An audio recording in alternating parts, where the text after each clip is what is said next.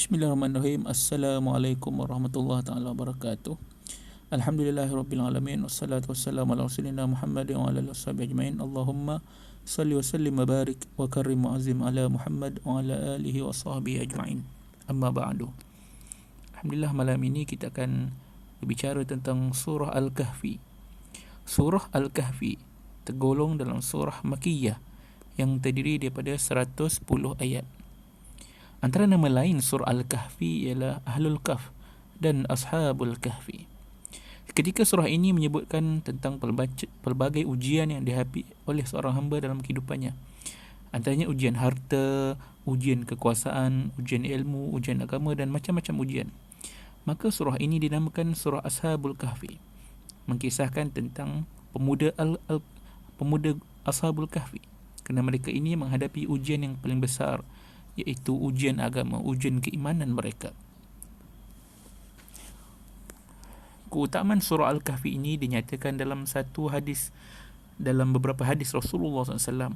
Antaranya, sesiapa yang membaca surah Al-Kahfi sebagaimana ia diturunkan, maka baginya cahaya pada hari kiamat dari tempat mukimnya sampai ke Mekah.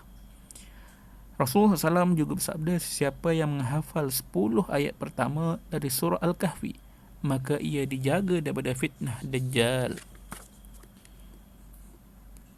Keutamaan lain surah Al-Kahfi ialah Ibnu Umar radhiyallahu anhu meriwayatkan bahawa Nabi sallallahu alaihi wasallam bersabda, barang siapa yang membaca surah Al-Kahfi pada hari Jumaat, maka ia akan diberi cahaya dari bawah kakinya hingga ke langit yang meneranginya hingga hari kiamat, serta diampunkan segala dosanya di antara 2 Jumaat. Hadis riwayat Ibnu Mardawih dalam tafsir Ibn Katsir.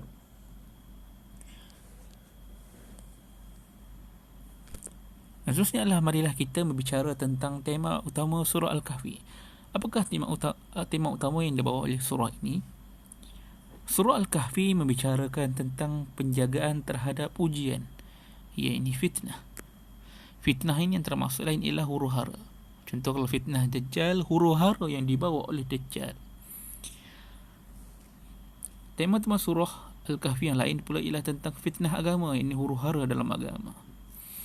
Ujian terhadap agama, ini kisah para pemuda yang melarikan diri untuk menyelamatkan agamanya daripada raja yang zalim. Ini mereka bawa diri mereka menuju ke gua. Seterusnya adalah penjagaan agar selamat daripada fitnah agama. Ini persahabatan yang baik, saling ingat mengingati, baca Quran dan mentadaburinya. Seterusnya adalah fitnah harta. Surah ini juga menceritakan tentang kisah pemilik 2 kebun. Seterusnya adalah penjagaan agar selamat daripada ujian harta, memahami hakikat dunia dan menyibukkan diri dengan akhirat. Ujian fitnah yang seterusnya adalah fitnah ilmu, kisah Nabi Musa AS bersama dengan Nabi Khidir AS. Seterusnya adalah penjagaan agar selamat daripada ujian ilmu, iaitu keutamaan tawaddu' dan tidak terpedaya dengan ilmu. Seterusnya adalah ujian kekuasaan, kisah Zulkarnain rahimahullah. Yang terakhir adalah penjagaan agar selamat daripada ujian kekuasaan. Ini ujian ini tentang keutamaan ikhlas hanya untuk Allah SWT dalam beramal dan ingat mengingat tentang hari akhirat. Penggerak utama daripada setiap malapetaka dan kejahatan di atas muka bumi adalah iblis. Hal itu disebabkan kerana permusuhannya sejak dahulu pada datuk nenek moyang kita, iaitu Nabi Adam AS.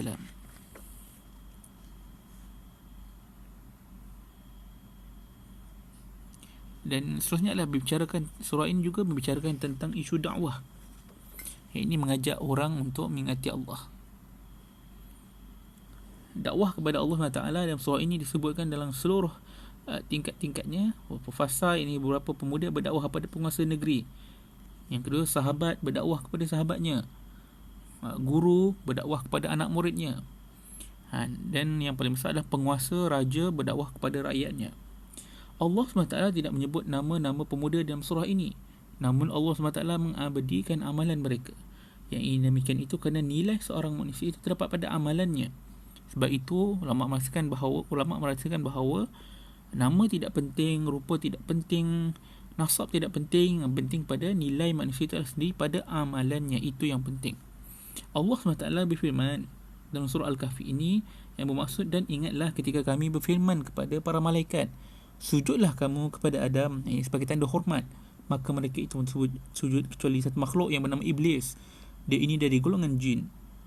Ini merupakan sindiran halus dari Allah SWT untuk kita manusia, seakan-akan Allah berkata, aku memusuhi Iblis kerana ia tidak mahu bersujud kepada ayah kalian, Adam AS. Maka permusuhanku terhadap Iblis itu juga untuk kalian. Aku memusuhinya, akan tetapi kalian saling tolong-menolong dengannya. Makanya kita hendaklah merasakan bahawa kita memusuhi Iblis itu sebagaimana Allah memusuhi Iblis. Janganlah kita bekerjasama dengan Iblis, maka Allah akan memusuhi kita pula. Allah SWT berfirman dalam surah Al-Kahfi juga ayat 96, yang bermaksud hingga ketika potongan besi itu terpasang sama rata dengan kedua puncak gunung itu, dia yakni Zulkarnain berkata, tiuplah api itu. Dan disambung, dan mereka tidak dapat pula melubanginya. Dalam surah Al-Kahfi ayat 97, Imam Al-Qurtubi rahimahullah berkata, di dalam ayat ini terdapat satu dalil untuk membuat penjara. Mana ayat ini menceritakan bukti Allah SWT itu suruh buat penjara dan menahan orang-orang yang berbuat salah di dalamnya. Ayat ini menceritakan tentang kena buat penjara. Seterusnya, Al-Kahfi juga menceritakan tentang isu membangun masjid di atas kubur, solat di dalamnya dan membangun bangunan di atasnya adalah sesuatu yang dalil-dalil yang menunjukkan larangan itu banyak selain daripada surah Al-Kahfi ini. Menceritakan juga Rasulullah SAW ada bersabda, sesungguhnya apabila ada di tengah-tengah mereka seorang lelaki soleh kemudian ia meninggal, maka mereka yang membangunkan masjid di atas kuburannya dan melukis-lukis itu, mereka itulah seburuk-buruk makhluk di sisi Allah pada hari kiamat. Maka ini dilarang untuk melukis-lukis, untuk membuat binaan di atas kubur, membangunkan masjid, apalagi membangunkan bangunan. Yang terakhir, Rasulullah SAW bersabda, laknat Allah ke atas orang Yahudi dan Nasrani. Mereka menjadikan kuburan nabi-nabi mereka sebagai masjid. Aisyah dan Ibnu Abbas berkata, beliau mengingatkan apa yang mereka kerjakan. Ini terdapat dalam hadis riwayat Al-Bukhari dan Muslim.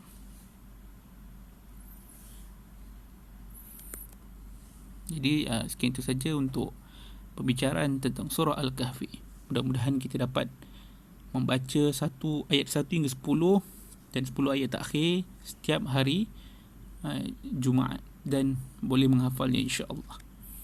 Dan kita kena ingat bahawa surah Al-Kahfi ini membicarakan tema utamanya seperti tadi adalah bagaimana kita reaksi kita, bagaimana kita menjaga terhadap fitnah-fitnah ini, terhadap ujian-ujian ini, terhadap huru-hara ini. Mudah-mudahan kita selamat daripada fitnah Dajjal, insya-Allah. Sekian, Assalamualaikum warahmatullahi taala wabarakatuh.